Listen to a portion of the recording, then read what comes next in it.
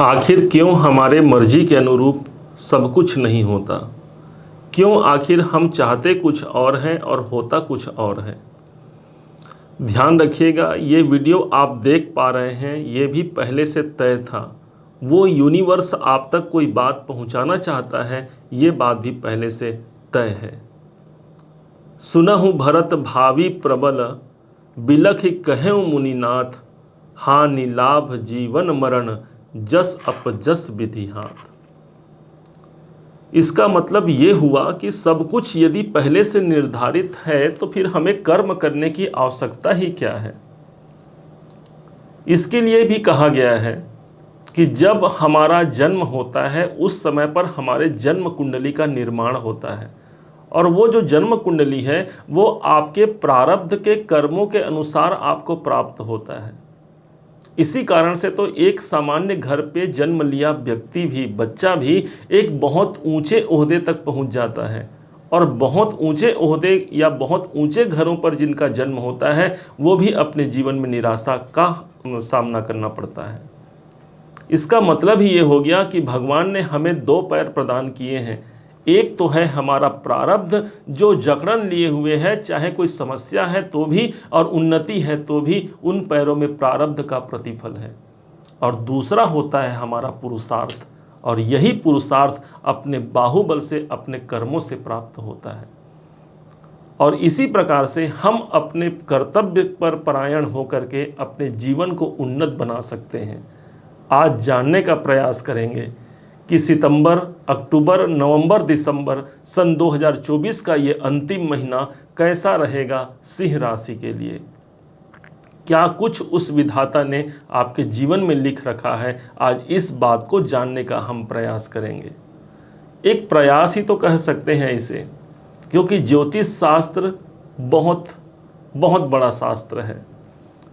एक समुद्र की भांति इसमें गहराई है। जो ज्योतिषी जहाँ तक पहुँच पाता है उतने ही वह खजाने वहाँ से निकाल करके लोगों तक पहुँचा पाता है। और आज हम भी प्रयास करेंगे कि कैसा रहेगा सन 2024 का ये अंतिम का 4 महीना। क्या हमारे मर्जी के अनुरूप इस समय पर कुछ बेहतर परिणाम होंगे, इसे हम जानने और समझने वाले हैं। प्रारंभ करते हैं आपके अपने ही राशि के अधिपति सूर्य से।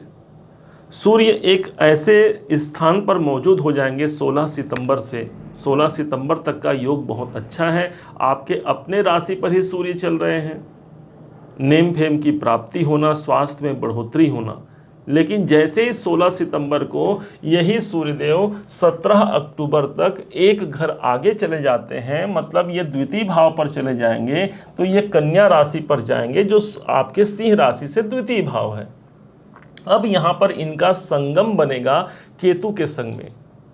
अब इसके कुछ पॉजिटिव प्रभाव भी मिलेंगे और कुछ नेगेटिव प्रभाव भी मिलेंगे। जैसे कि पॉजिटिव प्रभाव तो ये देखने को मिलेगा कि केतु यहाँ धन भाव पर स्थित है। किसी कारण से यदि आर्थिक विषमता बनी है, या फिर हम आर्थिक लक्ष्य को प्राप्त नहीं कर पा रहे हैं, या फिर पैसा तो दिख रहा है लेकिन हमारे हाथ तक नहीं आ रहा है, तो सूर्य का यह गोचर एक महत्वपूर्ण प्रभाव देगा इस सितंबर से लेकर के अक्टूबर महीने तक।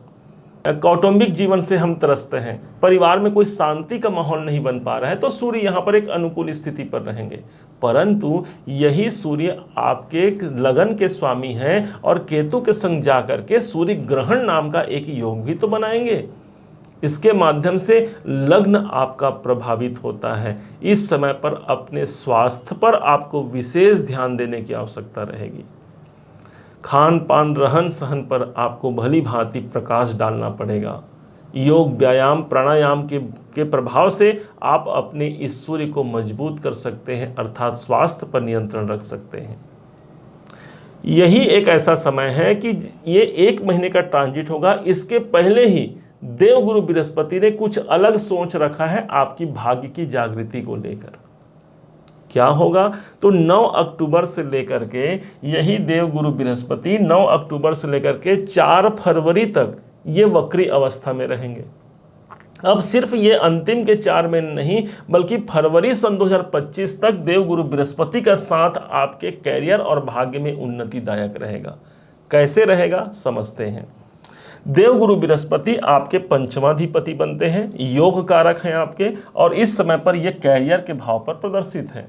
अब जब ये वक्री अवस्था पर आएंगे, इसका मतलब अपने दसम भाव का ज़्यादा मजबूती से प्रदान करेंगे फल, और दसम भाव है आपके कर्म का, आपके कैरियर का।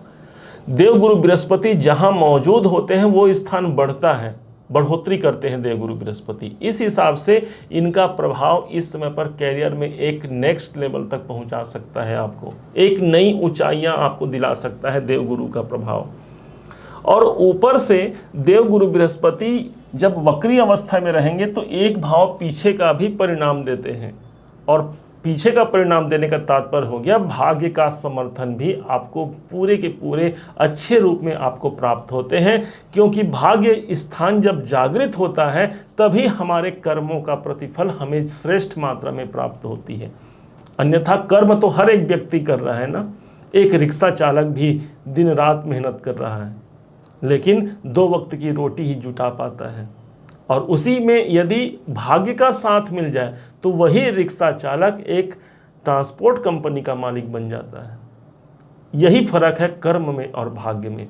कर्म तो हम कर रहे हैं, दसम भाव पर देवगुरु बृहस्पति है, कर्मों का प्रतिफल देने के लिए इस टाइम पर आपके वक्री अवस्था में आकर के एक नए उन्नति का, एक नए जागरण का एक सोर्स निकल करके सामने आता है।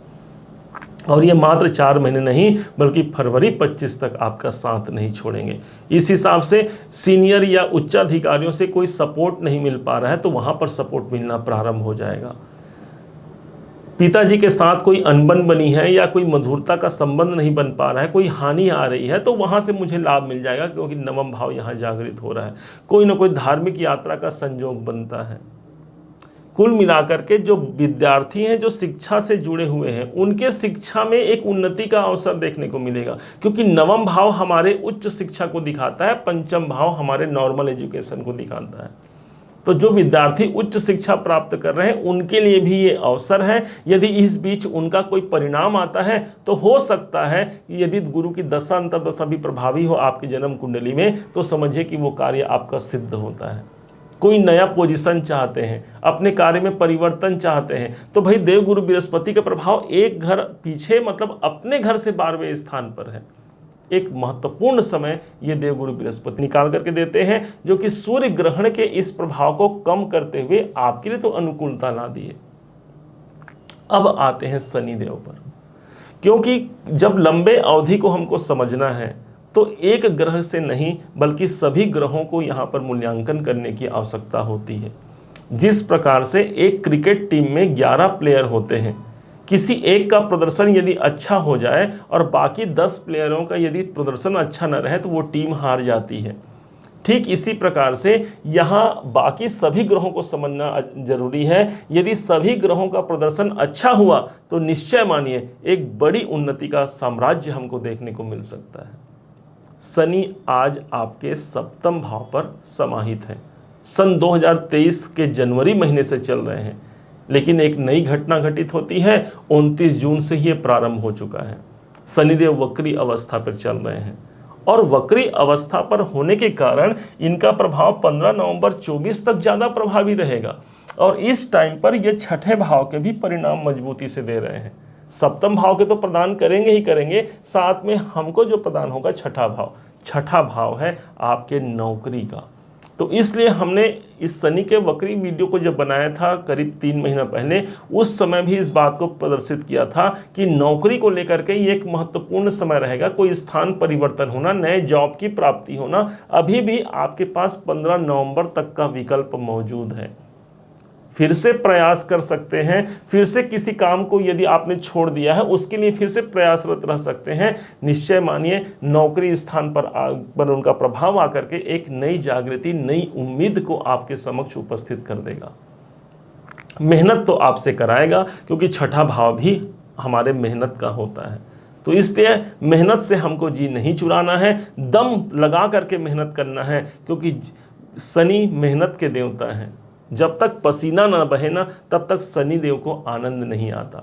और यही है अपने मेहनत का प्रतिफल लेने के लिए शायद यही समय है कि शनिदेव हमारे छठे भाव को ही प्रभावित कर रहे हैं। चूंकि सप्तम भाव पर शनिदेव वक्री हुए हैं, इसलिए जीवन साथी या जीवन संगिनी के स्वास्थ्य पर भी ध्यान देने की आवश्यकता रहेगी। यदि आप बिजनेस में हैं तो उस बिजनेस में भी हमको ध्यान देने की आवश्यकता रहेगी, विशेष तौर पर 15 नवंबर तक। कोई नया हमको बड़ा अमाउंट कहीं पर इंगेज नहीं करना है। अपने पार्टनर पर आपको ध्यान देना है। आप तो अच्छा काम कर रहे हैं, आपने तो अपना 100% लगाया, आपके ग्रह गोचर अनुकूल हैं, लेकिन जो आपके पार्टनर हैं, जो आपके संग साझेदार हैं, यदि उनके कर्म या उनके कुंडली में कुछ कुयोग है तो यहां पर प्रॉब्लम आ सकता है, क्योंकि सप्तम भाव हमारे साझेदारी को प्रदर्शित करता है। अन्यथा ये शनिदेव एक ऐसे अवसर पर है 15 नवंबर तक आपका साथ देते ही देते हैं, और 4 फरवरी तक देवगुरु बृहस्पति आपके सपोर्ट में है। अब आते हैं राहु और केतु पर। केतु पर हमने देखा धन भाव पर केतु है, सूर्य का प्रकाश आता है, धन संबंधी कार्य को पूर्ण कराते हैं, कोई आर्थिक मामले सूरज करके सामने आ सकते हैं। राहु एक ऐसे स्थान पर है जो अष्टम भाव पर राहु है। राहु के अंदर एक बढ़ोतरी का सूचक माना गया है राहु, और कहने की जो जिज्ञासा है या जो तड़प है वो राहु के अंदर है। और अष्टम भाव है हमारे जीवन में बदलाव का, परिवर्तन का, मतलब मेरे अंदर, मेरे जीवन में एक परिवर्तन का दौर चल रहा है और वो योग प्रारंभ हो चुका है, और इस 4 महीने में संभव है कि वो परिवर्तनीय संयोग निकाल करके मुझे दे जाए, चाहे पारिवारिक हो या फिर आप अपने कैरियर में बढ़ोतरी या परिवर्तन चाहते हैं। राहु परिवर्तन और बदलाव के घर पर ही है। इस समय पर एक बातें ध्यान रखेंगे, अपने किसी विशेष कार्य को, किसी विशेष बातों को आपको गुप्त भी रखने की आवश्यकता रहेगी, क्योंकि राहु प्रदर्शित करवा देता है अष्टम भाव पर होकर के, क्योंकि इनके पास तो तड़प है, जुनून है ना कि लोगों तक पहुंचाने का। और आपको ध्यान देना है अष्टम भाव गुप्त कार्यों का है। अपने किसी विशेष कार्य को गुप्त रखिए, जल्दी आपका कार्य सुनियोजित ढंग से पूर्ण हो जाएगा। उम्मीद है आप सबने इसे समझा है, आप सबने इसे जाना है। यदि आपने इसे समझा है, जाना है, मेरे समझाने का प्रयास यदि आपको सार्थक लगा हो, मेरे समझाने का तरीका यदि आपको सार्थक लगा हो, तो हर बार की भांति इस बार भी अपना प्यार भरा लाइक और कमेंट करना कभी मत भूलिएगा। बहुत मोटिवेशन मिलता है हमें कि हमने अच्छा काम किया है और सिंह राशि ने हमें सराहा है, हमें प्रोत्साहित किया है। इस वीडियो को दूसरों तक शेयर करना मत भूलिएगा। माना जाता है ज्ञान की बातों को, अच्छी बातों को जब हम किसी दूसरे तक पहुंचाते हैं तो हमारा गुरु तत्व जागृत होता है, और यही गुरु हमारा भाग्य है, अर्थात भाग्य की प्रबलता सिद्ध हो जाती है। अभी तक यदि आपने चैनल को सब्सक्राइब नहीं किया है, सब्सक्राइब जरूर कीजिएगा। पुनः एक बार फिर आप सभी का दिवस बहुत मंगलमय हो, इन्हीं शुभकामनाओं के साथ। जय श्री राम।